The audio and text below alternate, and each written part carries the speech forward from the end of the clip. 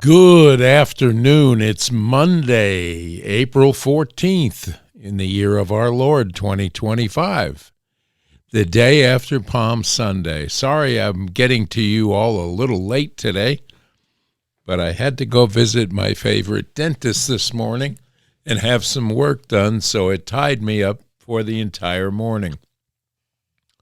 But she did a beautiful job, and I'm very happy to be here this afternoon to talk to you all about a few things that are going on. Trump physical number one is the top in the surveys this morning. He had his physical last week, and they came out with the results of his physical, which seemed to be all in line with being darn near the perfect guy he says he is. But the Dems were hoping for a different result, and there's some crying and weeping and gnashing of teeth over those results that came in, and we'll see where it goes from there. But I guess some pundits on TV were talking about how his cognitive signs were well, I guess perfect.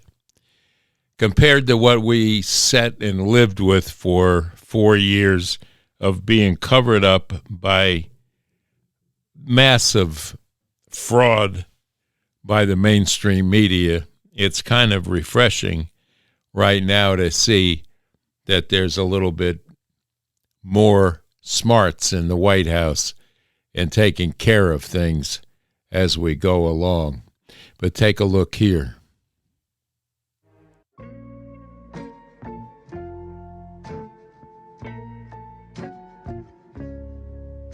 Hello, everybody. Just got back from Walter Reed. How'd it go? Playing with you. I think well. Every test you can imagine. I was there for a long time. The yearly physical. I think I did well. I think they're releasing the report on Sunday. Doctors, highly respected doctors. Great place, amazing place, actually. Did they give you any suggestions or advice on anything you need to change up? A little bit, but overall I think I felt I was in very good shape. Good heart, a good soul, very good soul. And I wanted to be a little different than Biden. I took a cognitive test, and I don't know what to tell you other than I got every answer right. Anything jump out at you from this report? I mean, the fact that he wins golf tournaments, that was kind of unique, you know. Yeah, Alex, those are not normally things I see on a physical, but I have to tell you, any of us, including myself, I'd be pretty excited to have this physical. It was a pretty thorough evaluation of a very healthy 78-year-old. And you know, this is the first time the White House has released its physical since 2020. So I was kind of looking to see some changes that could be for the better, for the worse. It's all been for the better so far. I just can't do it. I can't take this shit no more, man. Does that make sense, though, as we age? I mean, 4 years ago, we didn't get the full report, granted, but does it make sense that with 4 years of aging, everything would be this excellent? And I have to note that as I'm looking through it, and I'm no doctor, but the word normal is used all the time without specificity. That's right. I took a cognitive test, and I don't know what to tell you other than I got every answer right. They have what we would call kind of baseline mental status exam. That's something that I do on a lot of patients. And they said that he had a, quote, normal score, 30 out of 30. One might call that perfect. I told you. So I did look really to the vital signs and to the blood work that they did make available. CT scan, colonoscopy that they reported on from the past. Those all do appear to be not just within normal limits, but without any evidence of disease. So that's all pointing to something pretty healthy. So I guess they're not happy about that. And mainstream media has all weekend long been, trying to talk up this Coachella appearance by Bernie Sanders and his soon-to-be replacement AOC out stumping one more time like it's an election year and he has to be heard. Well, it's all about the tariffs and then about what the loss of Medicare and Medicaid and the cutback in Social Security. These are all lies coming from, I'm telling you, it's coming to a theater near you. I'm doing this to prove to you that there is a problem with this tariff situation, and it's going to cost you your Social Security and everything like it. Well, Bernie, you're in your 80s. Go home, relax, enjoy the 3 homes you have and the money you have accumulated and put into your bank account over the years of public service. Remember, this is a man who never worked at anything in his life, not one thing. A dyed-in-the-wool communist to the end, and all he's ever done for his entire life has been a politician or working for either a state government or this government that he is in now with the hand. So let's not pay much more attention to old Bernie. He was a likable old sort for a while, and he made some sense from time to time, but he's no longer making sense right now.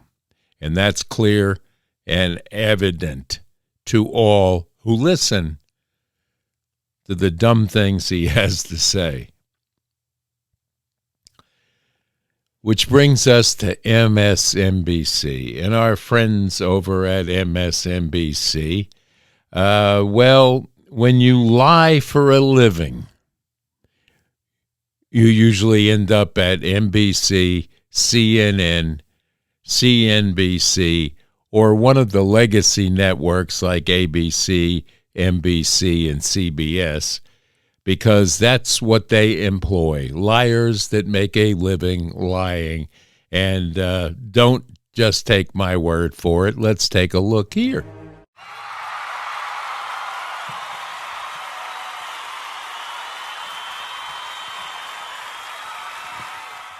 America is a nation of immigrants, but maybe not for much longer.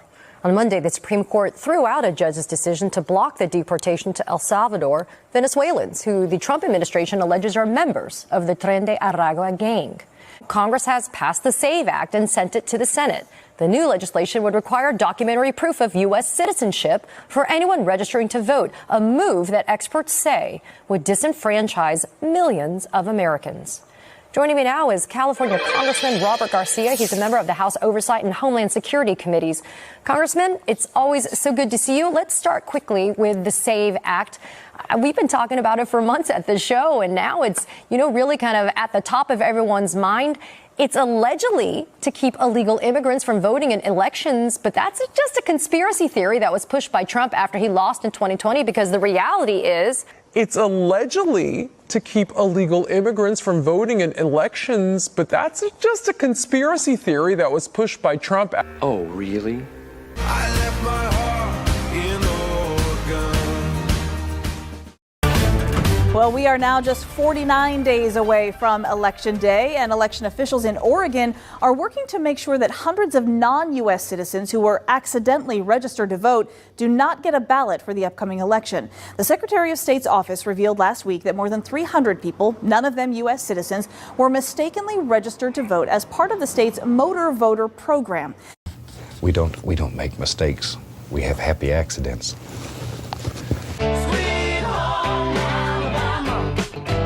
Well, there are still unanswered questions from the Secretary of State after finding more than 3,200 non-citizens registered to vote in Alabama. But that's just a conspiracy theory. That 742 of them were in North Alabama and 308 of them right here in Madison County alone. But how easy is it to register online? WAFF 48's Nick Ballinger is digging into this one. Nick. Since 2016, Alabama allows you to register to vote online. So I'm going to show you all it takes to get registered. It only takes a few clicks on the Secretary of State's office website to get started, and you're hit with 3 questions. Are you a citizen? Are you 18? And do you have a driver's license? Then, after filling out some personal information, it's on to the driver's license number or your Social Security. But notice, that part's optional. After entering an address, contact info, and a little about yourself, you've got one last thing to do. Simply sign that you meet all the requirements, and off to your local registrar it goes. Think about that. The bill would require voters to provide proof of citizenship to register to vote. Congressman, this SAVE Act, it's just the codification of an executive order that Trump has been pushing and that he announced last month. Talk about why this is such a bad idea.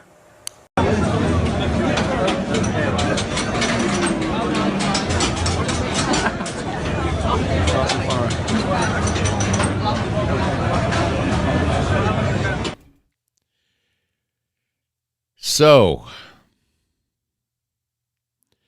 voter fraud is just a right-wing conspiracy, so they say. Well, it's being uncovered now left and right that we have illegals in this country, criminal and the like, and some people that are just been brought in to vote, and they've been helped along by state governments here and there issuing driver's licenses, and in some cases, voter registration. And they've been overturned in some cases, but it continues. And it continues to be a threat in any more upcoming elections that we may be looking forward to. And it has to be cleared up. And we have a lot of deportations going on right now, and hopefully some of those will be taken off the voter rolls or not able to vote because they're no longer here in this country. And as I tell you all the time, illegal entry into this country is a crime, no matter what AOC tells you that she doesn't believe it's a crime, and Jasmine Crockett and Bernie Sanders, it is a crime, and there's laws on the book that's supposed to prevent this from happening, but it continues to happen, and now it's being uncovered, and the left does not want you looking anywhere behind that curtain at all for any reason. And then it just gets worse and worse when you think about the mental illness that drives people in this country to do things such as on the evening of Passover or the night of Passover, that you have a governor's mansion that was firebombed by an individual who we don't understand what drove this other than his hatred for the governor. And this nut tried to burn down the governor's mansion with his entire family in it asleep at 2 a.m. in the morning. While they slept, this moron climbs a fence and breaks a window with a hammer that he was going to use to kill the governor if he came out. This is him saying this. And then the damage that was done was unbelievable, but the family and the governor of Pennsylvania got out safely. And now they have this guy turned himself in, and he's proclaimed that, he was going to kill the governor. So there'll be charges put up against this guy, but I got to think that Cody Balmer was this guy's name, and he's been off his meds for a while, according to whoever's going to defend him on this heinous crime. And they're going to probably start to say, well, we have to have an insanity defense because he was off his meds and crazy. Well, crazy is one thing, but when you attempt murder of an entire family, That's a jailable offense. I'm so sorry, but of course, if you look at what the left people are out there doing in the streets anymore, they'll probably put together, funded by the People for Palestine, a GoFundMe for this guy's defense, such as the crap that they've done with this guy, Mario, that whatever his name is, that shot the United Healthcare CEO. It's ridiculous. And if these young ladies that are out there in defense of Palestinians decide that this guy may be cute, we're in trouble because there'll be marches for that, like you see through our universities and out in the streets of New York, tying up the entire Times Square to get their Palestinian point across, when they do not understand the plight of Palestinians or anything in the Middle East for that matter, because the schools don't teach them anything. They indoctrinate them into which club to join to go out and protest. And now they want to bring this guy back, to Columbia University, that was a ringleader of these events that took place. Well, I'm glad that he's not coming back. That's all I can say. I believe the courts have now decided that he should be deported, and I totally applaud that decision. So to wind up this afternoon, the big thing this morning was Senator Booker, one more time, out screaming about now that insider trading took place in the stock market last week. So he wants to open an investigation into this. And I, for one, would welcome that, because I guess he didn't check with Paul and Nancy Pelosi about the amount of money they accumulated through insider trading and got away with. And if the investigation is a true investigation, done properly, it will uncover the Pelosi's and everyone else sitting in the Senate and Congress that had accumulated a lot of wealth through knowing what bills were going to pass and what changes were coming along that could give them a 50-some% return on their investments. So go ahead, Cory Booker.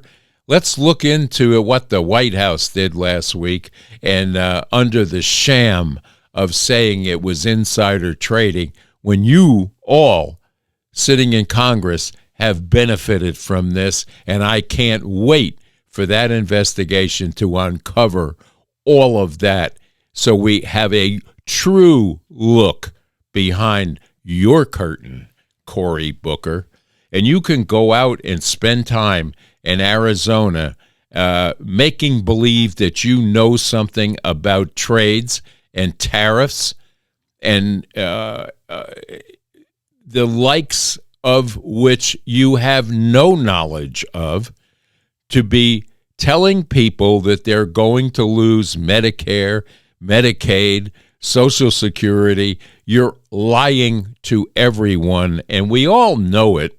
And your little grandstand there, Spartacus, of talking for 25 hours make no damn difference to anyone paying attention in this country or anywhere in the world. You just made a fool of yourself for no reason at all, and it was not a filibuster. It was a grandstand for you to get news time, face time, because you think you're going to run for a bigger, higher power than you already exist in, and why you're even still there after your tenure in New Jersey's government would show anyone just how devoid of knowledge you really are.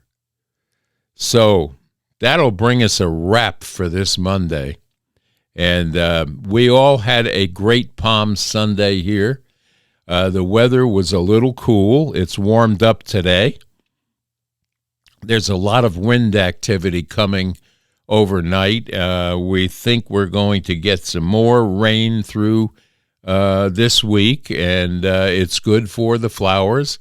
We had a little bit of a frost the other night, but the apple trees that were in blossom did not get nipped, and the honeybees were on them yesterday while I was out cutting the pasture or the orchard, and that was a good thing to see. So that is hope and renewal for this Holy Week and this Holy Monday, that we need to keep God in our heart and close to us all of this week with all that is the trappings of goings on in this world today. And remember, you have to pray every day for our country, our cabinet, our president, and hope and renewal will come. Be patient. Do not worry about tariffs. They will not affect you, no matter what these lying politicians trying to get back in power will tell you, aided and abetted by mainstream media to help them along with their narrative of lies, deceit, and pure hatred for the everyday working man and woman in this country. Obviously, if you watched the last presidential address where they could not get off their seats for a little boy with brain cancer, you know they don't care about anything else other than themselves, their position in Congress, their positions for duping you to think they're there to do your business. They're there to do their own business, and it has to change. And we now have a president and a cabinet that is looking for not hope and change. They will change what's going on. And with the help of God, it will happen a lot more rapidly than they're predicting right now. But the financial end of things is well in hand, and we have a man that knows how to do it, so let's let him do his work. And please pray every day for this administration, because God is watching. God had his hand in this last election. They couldn't cheat, even though they have people on the voter rolls that are not even citizens of the United States. And if it comes out that Soros is funding all of this, then he should be looked at as a criminal as well. So with that, we're going to wrap up Monday. We'll be back to you tomorrow morning on time, and we wish you all a very happy Monday evening, and God bless you all. And remember, stay safe, stay strong, and stay tuned to the Kaiser Report for more commentary, news bits, and a look around the Appalachian region, which is a wonderful, wonderful place to visit and live and enjoy. So with that, we'd like to say bye-bye now.